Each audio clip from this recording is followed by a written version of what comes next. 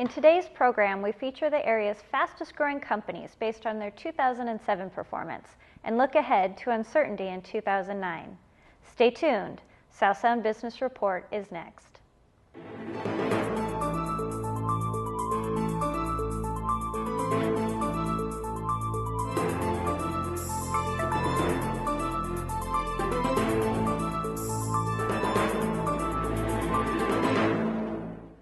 Welcome to our show. I'm Jeff Rounce. The economy is high on everyone's conversation list. Today we'll be talking about strong business growth, soaring sales that prompted more investment in people within these companies. And I'm Emily West. We all know that the year that just ended was down significantly from the trend line our economy has charted over the past several years. And we're a little worried about what this year may bring.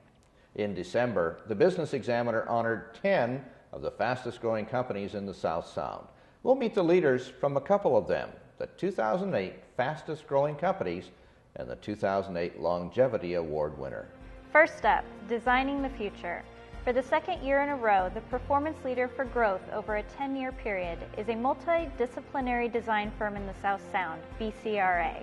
This local business has more than 165 employees and a decade worth of growth, becoming not just bigger, but also better.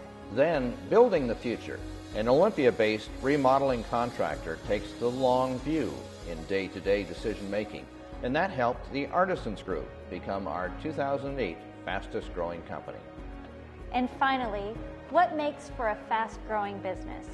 We'll visit with the managing partner of Moss Adams Tacoma office.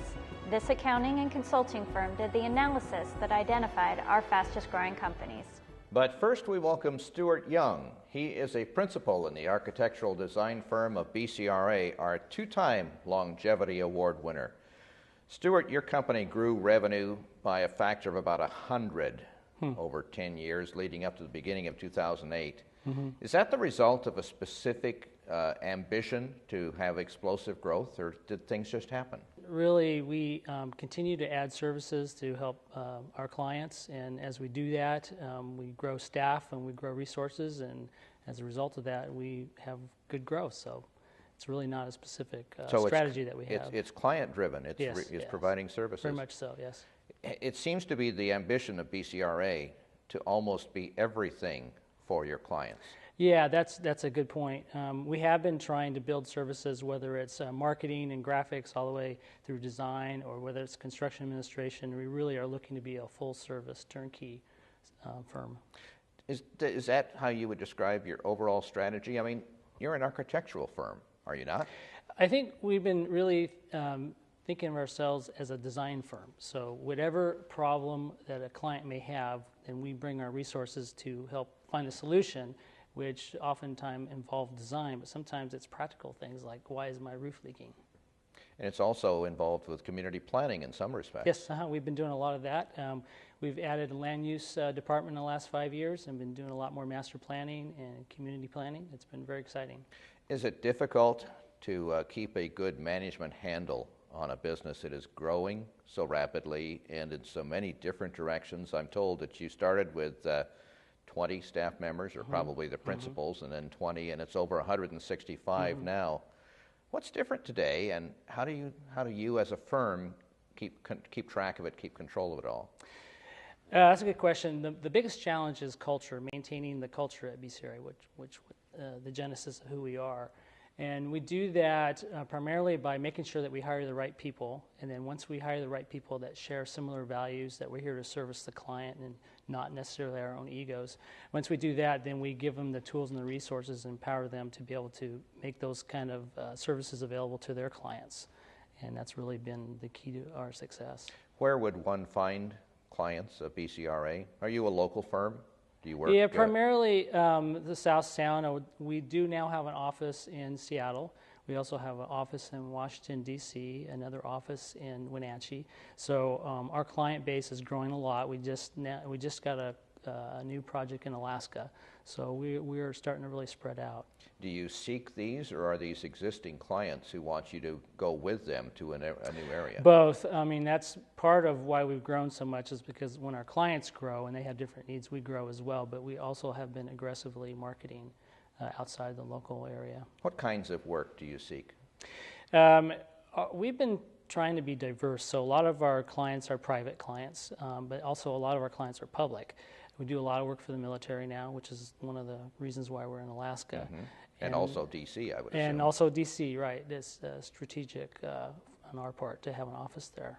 So are you doing buildings or bigger than buildings, maybe developments, or what's the target? Buildings, master planning. We don't actually do development, although we do work with developers in support of their development plans.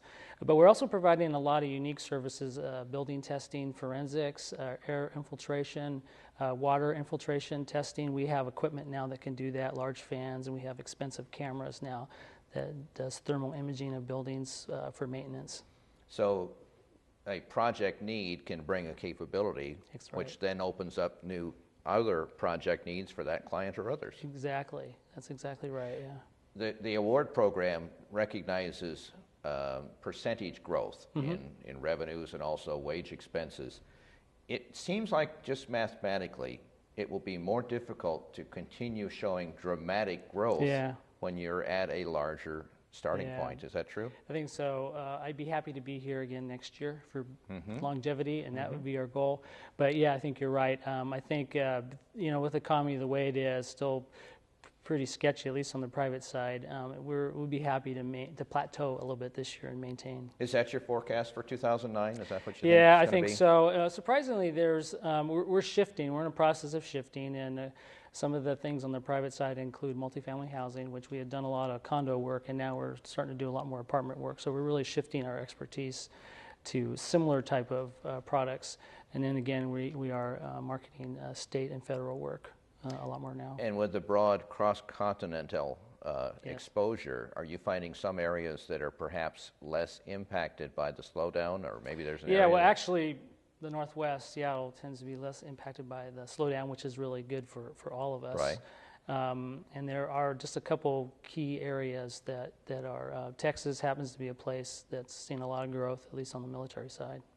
And in fact, the military or government clients of all sorts apparently will be pretty good projects in the year ahead or that's so. What we're anticipating, yes. Can you think of a couple of the biggest lessons learned that maybe you and your partners have come across over the years? The firm has been around how long? 22 years now, 23 Okay. years. What's different today? I think we always knew that hiring good was the best thing you can do for your company, hiring good staff, not just talented staff, but staff that shares the same values that you do as a company. Tell me why it's important for BCRA to be active in the places where it operates. Well, a couple of reasons. One is since we do a lot of work in the community with clients, we support what they support, and our clients are involved with a lot of things. We have a lot of nonprofit clients, and we support what they do. And then secondly, we use that as an opportunity for our staff to build teamwork. So whether it's building a playhouse or a gingerbread house, we have staff that develop leadership. It's an opportunity for them to show themselves in organizing and designing and building things for our clients in the community. So it's working really kind of together fun. on a gingerbread house has similarities to working together on a $10 million project. Yeah, you're absolutely right. First of all, you got to choose what you're going to do, and that's a whole process of doing that. And then once you do that, what are your plans for implementation? And it has a lot of parallels. That's great. Thanks, Stewart. We appreciate you being Thank here. You. Congratulations to BCRA Thanks. for the Longevity Award. Up next, Emily visits with the leader of the Fastest Growing Company Award, another building sector company. This one is located in Olympia. Stay tuned.